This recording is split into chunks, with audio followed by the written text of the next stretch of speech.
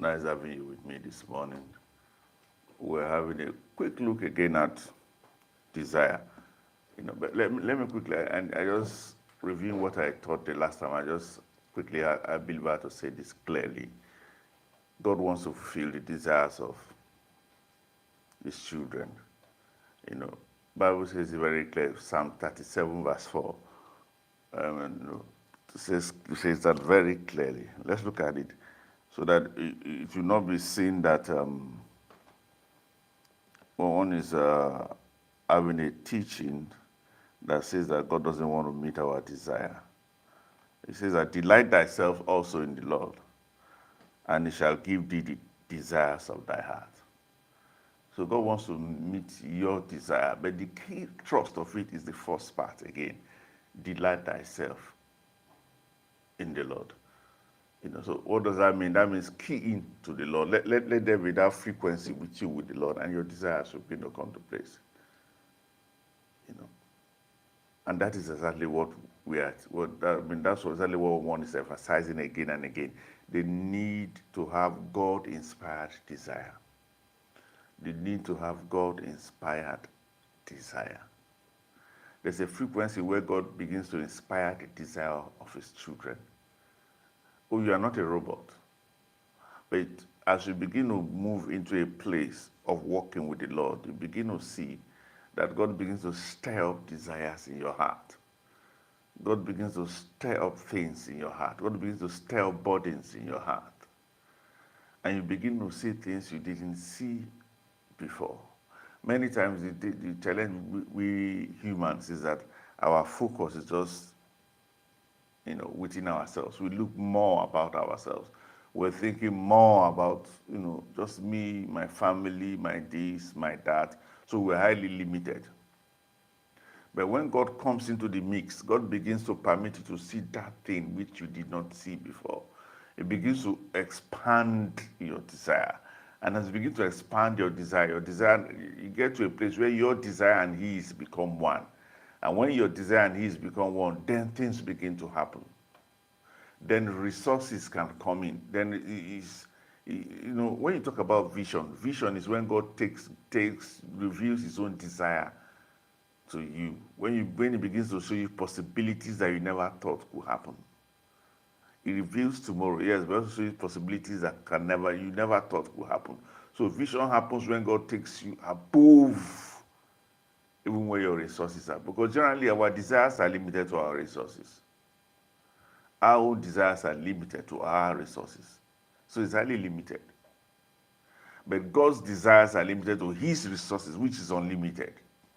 So when your own desire gets to a place where it matches up or is subsumed under God's desire, then things begin to happen. Then you have free access, free reign to the limitless resources that Jehovah has.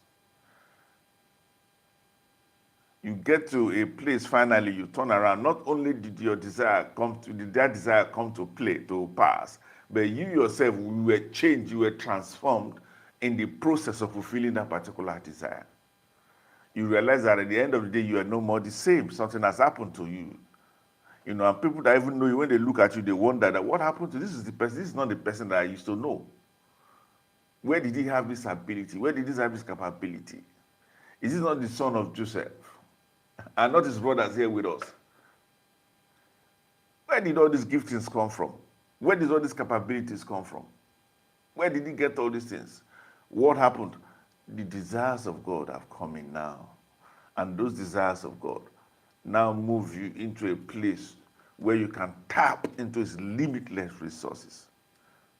The Bible says that God is able to do exceedingly abundantly above all that we can ask or think. Above all we can ask or what? Or think. That means that when the desire of God comes in, it moves you above your capacity, above your resources, above everything you have, and you enter into the super highway of God. And that's where God wants us to function. Somebody made a statement. He said many times, people get limited. When we ask, at times when we don't receive, it's because we ask too small. But James says something. James says that would you ask and you don't receive because you ask amiss, so that you can consume them on your lust. In other words, why you don't receive is because your desire is linked to just yourself, and your loss is temporal. And God knows that if I give you this, you are going to be destroyed at the end of the day. You will not last. You will not fulfill your full potentials. So God does not restrain from giving you, not because He doesn't want to give it to you, but because He knows that by giving that to you, He's going to limit you. That's the thing. He doesn't want to give it to you because He does not want to limit you. He wants you to get to a place of His own desire, of that limitless flow of life, of that endless possibilities. So that's what we're basically teaching here. That's what we're talking about. That flow of desire, where your desire dies and His own desire takes over. Then things begin to happen. Let's look at the scriptures quickly. John 5. Oh, boy. Let's go. We're talking about the Lord now, but the Lord ministered on earth as a human, just as we will minister. He didn't minister as God. So a lot of things that He says relates to us in our lives.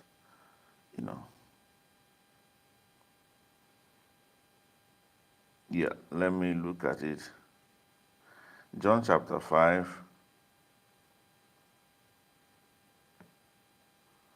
verse, I think it's, sorry, it's just,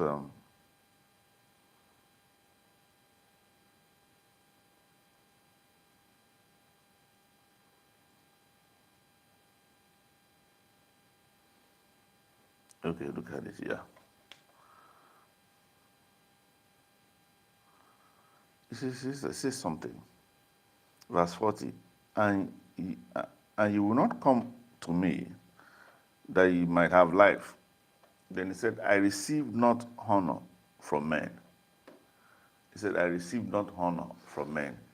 King James, Amplified Version says that I crave no mortal fame. I crave no mortal fame. I crave no mortal fame. What is His desire? To fulfill the masters, to fulfill the desire of the Father. And He went on and He stated clearly, He says that my will is to do my Father's will. He said, I've come to fulfill that which my Father wants to do. If you look at the picture finally, what He achieved, we are still receiving the impact now. Why? Because it was God's desire. Because it was God's desire. Because He yielded Himself to God's desire. Things happened. He said, I crave no mortal fame. I'm not looking for honor from men. I'm not pursuing human desire. My focus, my plan is to fulfill the desires of the Father.